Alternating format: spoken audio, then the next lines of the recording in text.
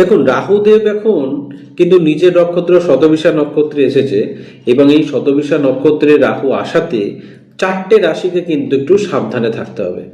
এই চার রাশির ক্ষেত্রে কিন্তু বেশ কিছু সাবধানতা কিন্তু রাখতে হবে, এবং রাহুর রেমেডিস বা রাহুর উপায় কিন্তু তাদেরকে নিয়মিত করতে হবে।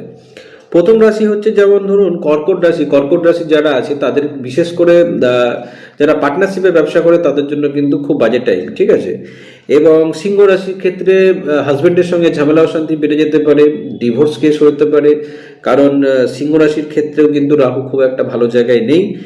এবং তৃতীয় রাশি হচ্ছে বৃশ্চিক রাশি। বৃশ্চিক রাশির ক্ষেত্রেও কিন্তু যে মানে প্রপার্টি রিলেটেড যারা কাজ করে, জমি জমা সংক্রান্ত যারা কাজ করে, তাদের জন্য কিন্তু রাহু খুব একটা ভালো জায়গায় নেই।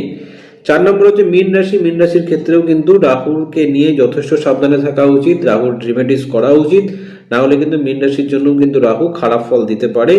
মীন রাশির ক্ষেত্রেও বিশেষ করে কোর্ট কেস, বিভিন্ন পুলিশ কেসের ঝামেলা, এগুলোও কিন্তু মীন রাশির লোকেদের কিন্তু আসতে পারে। সেই জন্য এই চার রাশিকে কিন্তু রাহুর দিক থেকে কিন্তু অবশ্যই সাবধানে থাকতে হবে, এবং রাহুর উপায় বা রাহুর রেমেডিস কিন্তু অবশ্যই করা দরকার।